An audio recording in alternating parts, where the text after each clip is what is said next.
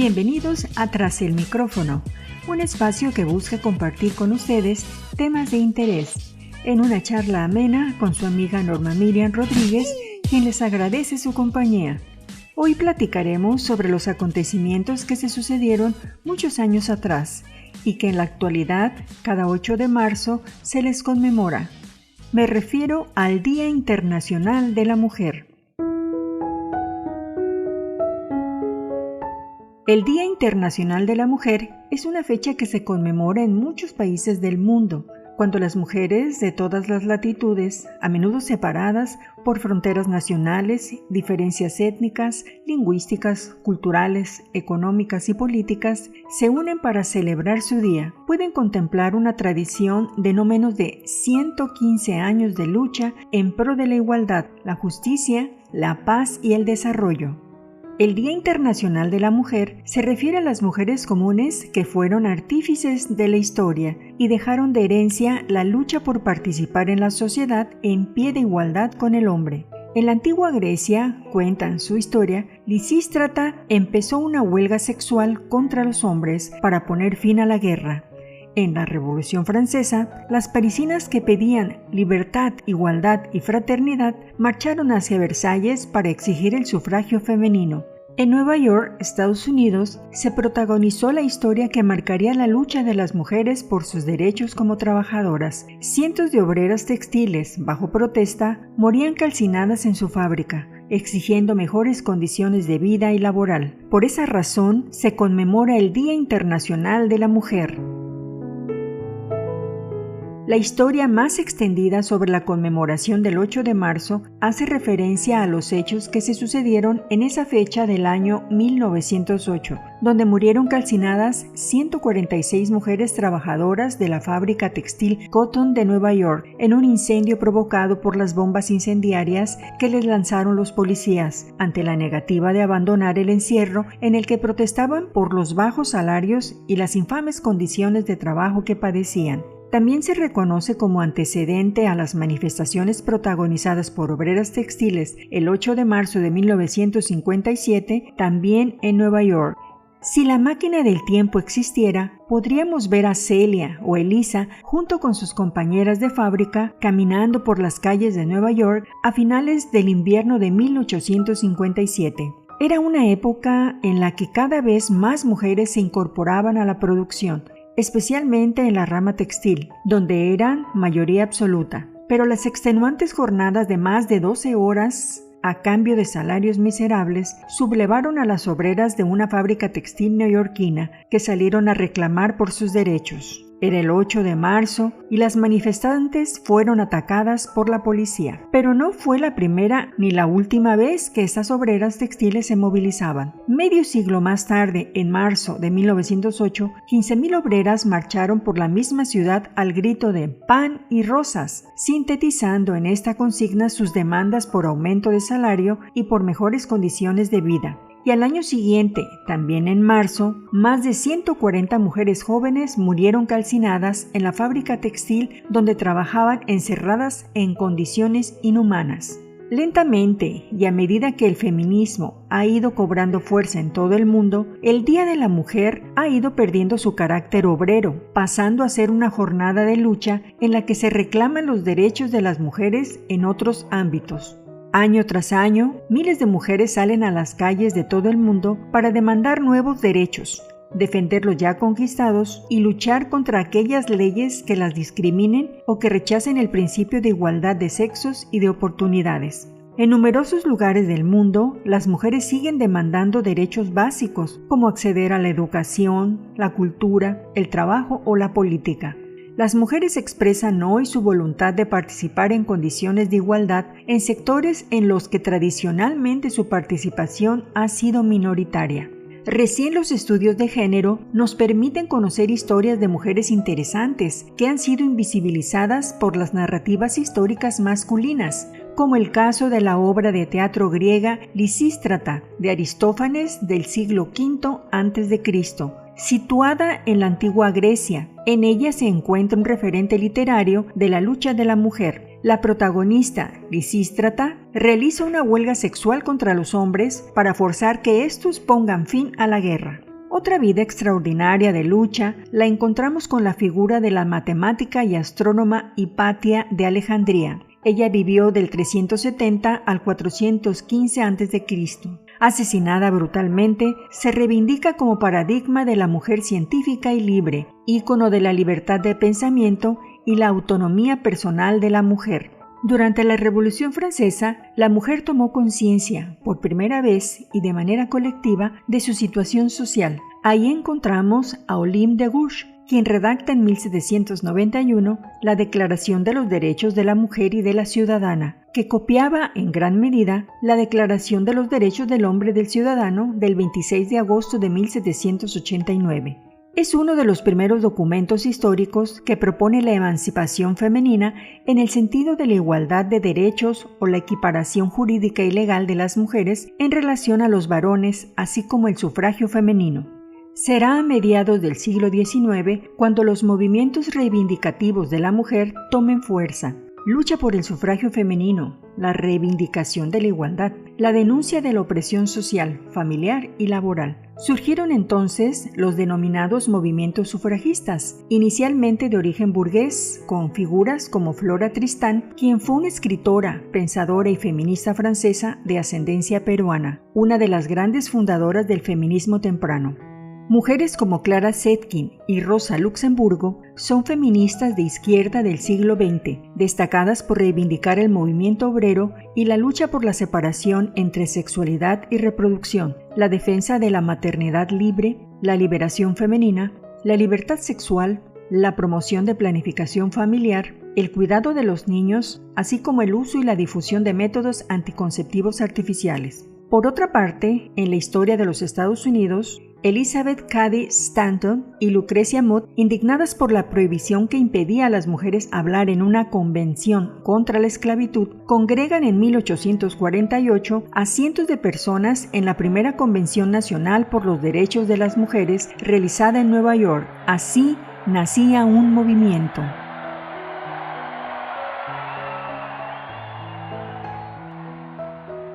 La idea de un Día Internacional de la Mujer surgió al final del siglo XIX, que fue en el mundo industrializado, un periodo de expansión y turbulencia, crecimiento fulgurante de la población e ideologías radicales. Aquí unas fechas importantes que nos maneja la Organización de las Naciones Unidas. 1910, en Copenhague, Dinamarca, cientos de participantes de 17 países, reunidas en la segunda Conferencia Internacional de Mujeres Socialistas, porque la primera había tenido lugar en 1907, deciden organizar anualmente una Jornada de la Mujer, teniendo por mira reforzar su lucha por obtener el sufragio femenino universal. 1911. Se conmemora el Día Internacional de la Mujer en numerosos países europeos y en Estados Unidos. La fecha fue el 19 de marzo en conmemoración de la Revolución de 1848 y de la Comuna de París. Además del derecho de voto y de ocupar cargos públicos, exigieron el derecho al trabajo, a la formación profesional y a la no discriminación laboral.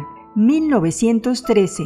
En el marco de los movimientos en pro de la paz que surgieron en vísperas de la Primera Guerra Mundial, las mujeres rusas conmemoraron su primer Día Internacional de la Mujer, el último domingo de febrero, organizando mítines clandestinos. En el resto de Europa, las mujeres organizaron reuniones en torno al 8 de marzo del año siguiente para protestar por la guerra o para solidarizarse con el resto de las mujeres. 1915. En medio de los estragos de la Primera Guerra Mundial, tiene lugar en La Haya, en Países Bajos, una gran reunión de mujeres el 15 de abril. Participaron más de 1.300 mujeres provenientes de 12 países.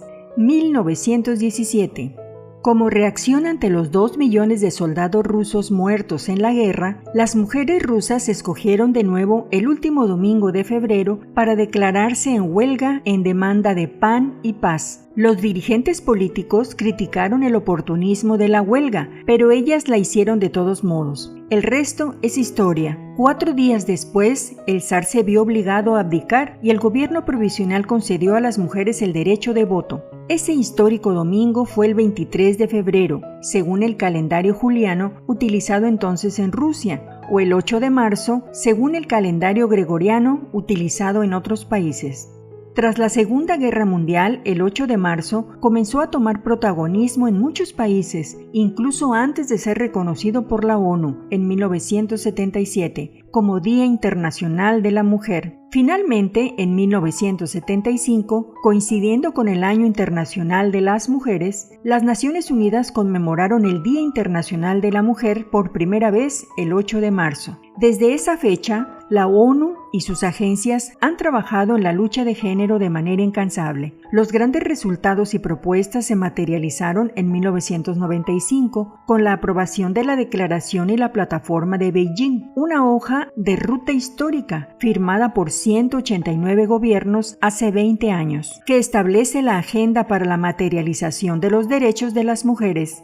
Es muy interesante saber que cada año la ONU le designa un tema a la celebración. Hoy lleva por nombre Por un mundo digital inclusivo, innovación y tecnología para la igualdad de género. Reconoce y homenajea a las mujeres, niñas y a las organizaciones de mujeres y feministas que están luchando por el avance de la tecnología transformadora y por el acceso a la educación digital.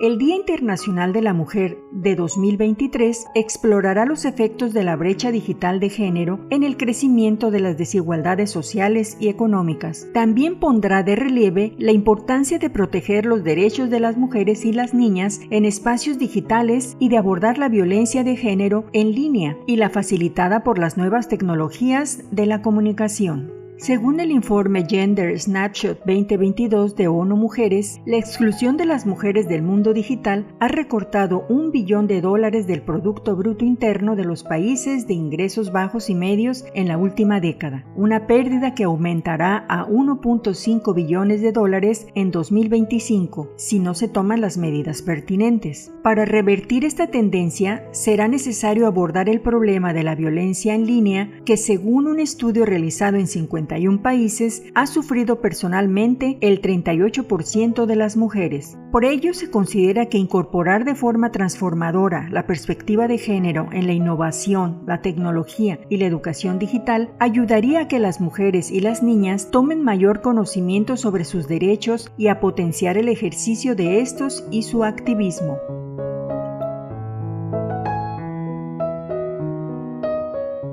Por su parte, en México, el feminismo podemos ver su desarrollo en etapas parecidas a la evolución en otros países, que las han denominado las olas del feminismo. Primera ola, de 1789 a 1870, conocida como el feminismo ilustrado, luchaban por la reivindicación de derechos. Segunda ola, 1870 a 1940, llamado feminismo sufragista, porque hace valer sus derechos ciudadanos. Tercera ola, de 1940 a 1980, conocida como el feminismo contemporáneo, donde se lucha desde la academia y la política. Cuarta ola, de 1980 a la actualidad, conocida como feminismo radical, que se caracteriza por un movimiento violento, sin límites y en alianza a otros movimientos sociales de minorías.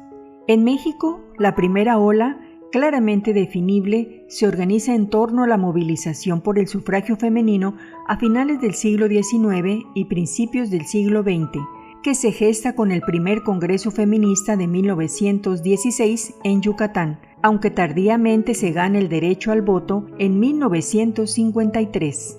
En la segunda ola, también llamada neofeminismo, si bien continúa el legado de las sufragistas, también se plantearon nuevas demandas, tales como la despenalización del aborto, la distribución del trabajo doméstico y el reconocimiento a su valor económico, el combate a la violencia y al hostigamiento sexual en el trabajo y en el hogar, junto a exigencias más antiguas y tradicionales. Esta nueva ola del feminismo se ve favorecida por la incorporación masiva de las mujeres a la educación superior, el acceso a los métodos de anticoncepción, la influencia del feminismo norteamericano y la presencia del movimiento estudiantil de 1968. En esta primera etapa, de 1970 a 1982, se refiere a la organización, establecimiento y lucha del feminismo y se encuentra asociado a la presencia de mujeres urbanas, universitarias de clase media, formando pequeños grupos dispersos para discutir temas como la doble jornada, el hostigamiento sexual, la violación, la brecha salarial, la sexualidad y la escasa participación femenina en el ámbito público. En la segunda etapa de los 80s en adelante, se caracteriza porque la praxis feminista comienza a extenderse por una diversidad de espacios, pero también con mayor visibilidad de una diversidad de mujeres, urbano-populares, campesinas, trabajadoras, sindicalistas, que dieron vida a un feminismo popular que imprimió demandas de género a las demás mujeres. La tercera fase se da en los años 90. Queda asignada por alianzas y conversiones. Es definida como la década de construcción del feminismo como una fuerza política y democratizadora, capaz de establecer interlocución con el Estado. Esta segunda ola comenzó con el movimiento estudiantil de 1968 y se extendió hasta la Cuarta Conferencia Mundial de la Mujer, celebrada en Pekín en 1995. La tercera ola se caracterizó por un feminismo difuso, que se orientó fundamentalmente a la institucionalización y la discusión de las diferencias. Esta ola ha llamado la atención sobre la presencia de un campo heterogéneo, plural, de organizaciones feministas que cuestionan un cierto modelo deseable de liberación femenina. Surgió entre mujeres blancas, urbanas, heterosexuales y de clase media, construyendo un nuevo imaginario feminista.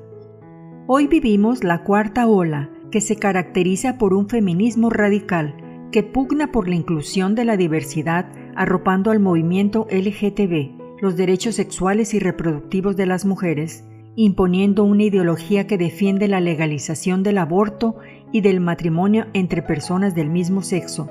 Pugnan por el reconocimiento de que la identidad de género y la orientación sexual van más allá de la heterosexualidad, promoviendo un movimiento lésbico denominado embrismo, que repudia a los hombres y la defensa de 112 géneros para la especie humana. Escuchemos ahora cuál es la situación de las mujeres en México, de acuerdo a la encuesta INEGI 2022, la cual podemos resumir con los siguientes datos muy interesantes. Se estima que a marzo del 2022 en el país había 127.8 millones de personas. De ellas, el 66.2 millones son mujeres, es decir, el 52% de la población. De 51.7 millones de mujeres de entre 15 años o más, son 22.8 millones que trabajan. 4 de cada 10 tienen una actividad laboral.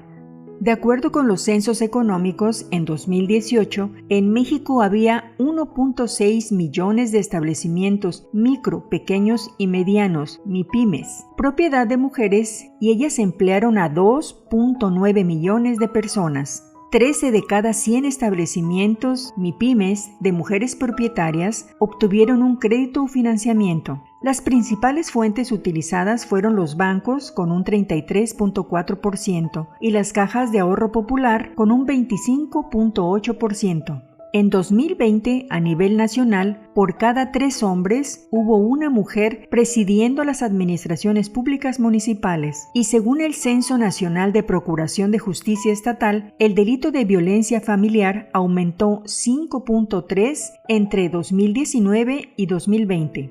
En lo político, en 2020, a nivel nacional, por cada 3 hombres hubo una mujer presidiendo las administraciones públicas municipales. Baja California ocupó el primer lugar de representación de mujeres en las presidencias municipales, ya que 4 de los 5 municipios de esa entidad estaban gobernados por mujeres, es decir, el 80%, mientras que en Tlaxcala y Aguascalientes las mujeres son mayorías como síndicas y en Querétaro y Durango como regidoras. En cuanto a la violencia contra las mujeres, de acuerdo con el Censo Nacional de Procuración de Justicia Estatal 2021, el delito de violencia familiar registró la segunda mayor frecuencia en el 2020, solo después del robo. Además, el único que presentó un aumento de 5.3 entre 2019 y 2020, mismo que podría atribuirse al periodo de confinamiento por el COVID-19 durante el 2020, ya que las mujeres, al permanecer más tiempo en sus hogares con otros otros miembros de su familia se encontraron más expuestas a la violencia por parte de sus agresores. Los delitos contra las mujeres, 273.903 registrados en las investigaciones y carpetas de investigación abiertas y averiguaciones previas iniciadas en 2020, representan el 14.8% del total de los delitos, 1.856.805. De estos, resalta que el 80.4% corresponden a delitos de violencia familiar, donde la víctima más frecuente es una mujer. En un porcentaje significativamente menor se encuentran los delitos sexuales: abuso sexual 8.4%, violación simple 6.6%, acoso sexual 2% y hostigamiento sexual 0.7%. Los logros del feminismo como movimiento en este camino recorrido son incuestionables y lo han llevado a instalarse como un actor protagónico en la política cotidiana, e incluso algunas académicas argumentan que se ha convertido en uno de los principales referentes de la muy reciente modernización política. En este proceso, la violencia de género y en particular el feminicidio han sido las demandas más persistentes durante el nuevo siglo, pero también las políticas de salud reproductiva que se han logrado establecer en diferentes estados de la República, acorde a la agenda mundial encabezada por acuerdos y organismos internacionales como la propia ONU. No obstante que el feminismo ha logrado posicionarse dentro del campo político, de las políticas públicas, en medios de comunicación y que está muy en boga, creo de manera particular, se debe enfocar bien las problemáticas que viven las mujeres hoy en México o en América Latina. Si bien es cierto, se han puesto a la luz pública los problemas más graves a los que se enfrentan las mujeres, como la violencia sexual y feminicida, la brecha salarial y de oportunidades de trabajo, el acoso y hostigamiento sexual, la desigualdad educativa, de salud y la falta de reconocimiento del trabajo doméstico, hay problemas de mayor profundidad como las raíces de la cultura servil, dependiente o sumisa que se sigue reproduciendo, la construcción identitaria que forjan las instituciones como la familia, el Estado y los medios de comunicación, para objetivar la sexualidad y los valores que conducen a priorizar el hedonismo, la vanidad, la belleza y la rivalidad entre mujeres, antes de impulsar la inteligencia y capacidades intelectuales. ¿Será que todo esto es la fuerza del patriarcado que oprime a las mujeres? Lo cierto es que existe diversidad de mujeres con un contexto propio, una historia y necesidades diferentes. Mujeres que son el motor de sus familias, que desarrollan la jornada laboral y la jornada familiar doméstica. Mujeres que estudian y trabajan para salir adelante. Mujeres que solo desean dedicarse a su familia. Mujeres que defienden el matrimonio, la familia y los derechos de la vida. Mujeres que se oponen al aborto o a la eutanasia. Mujeres de vida religiosa y contemplativa, mujeres de la tercera edad que no se les respeta sus derechos a una vida digna y saludable, que viven marginadas en la pobreza extrema por ser de etnias diferentes o estratos sociales vulnerables, mujeres de todas las edades que de una u otra forma sufren discriminación, violencia en diferentes niveles desde la simbólica hasta la que termina en muerte. Hay una gran diversidad de mujeres y todas vivimos diferentes formas de patriarcado y muchas no se sienten representadas por el feminismo. El feminismo es una ideología de género que no representa el sentir de todas las mujeres. Son un grupo formado por académicas, activistas y servidoras públicas dentro de la esfera gubernamental de élite que comparten intereses, proyectos y con demandas específicas con las que se identifican. Siguen corrientes de pensamiento que se formaron desde el marxismo, el existencialismo y las ideas político-económicas. Corrientes de pensamiento posmodernistas que han llegado a radicalizarse y caer en extremos, muy distintas a las primeras luchadoras sociales que buscaban derechos en igualdad con los hombres. Muchos grupos de activistas, políticas o académicas han capitalizado las necesidades y demandas de grupos o sectores de la población femenina vulnerada para promover ascensos dentro de sus campos de trabajo, llevan sus estudios a foros nacionales o internacionales, satisfacen las demandas o solo canalizan los recursos etiquetados por el propio gobierno en su beneficio. Pero, ¿eso resuelve los problemas de las mujeres de a pie? ¿O se quedan en documentos o informes como proyectos de políticas públicas sin impacto real? ¿Se transforma la realidad de las mujeres de manera sustantiva? Porque lo cierto es que existe un escenario real y es un escenario caracterizado por el hartazgo de millones de mujeres en el mundo. Sin duda alguna, la historia de los feminismos en México y en el mundo se siguen construyendo. Esta reflexión aún deja un conjunto de preguntas e interrogantes por resolver y realidades por documentar. Hemos explorado algunos caminos analíticos, apenas una mirada para acercarnos de una manera particular y restringida a la comprensión de los movimientos feministas desde sus inicios, sus demandas, luchas y logros. Gracias a la sangre derramada, a la voz de miles de mujeres obreras y trabajadoras, tenemos los derechos y libertades que hoy gozamos. Para ellas, nuestro reconocimiento. Pero también es importante no olvidar que cada mujer es un ser especial, único e irrepetible, que la mujer nace y se desarrolla como mujer, que tiene la gran dicha de dar vida y preservarla, que tiene la libertad de crecer como ser humano con capacidades y habilidades que le permiten romper desde su contexto los llamados techos de cristal, sin perder su esencia femenina o sin la necesidad de masculinizarse, como se le pretende hacerle creer en la actualidad bajo un falso empoderamiento. Las mujeres son la fuerza que convierte las lágrimas en sonrisas, las tristezas en alegrías y los sueños en realidad.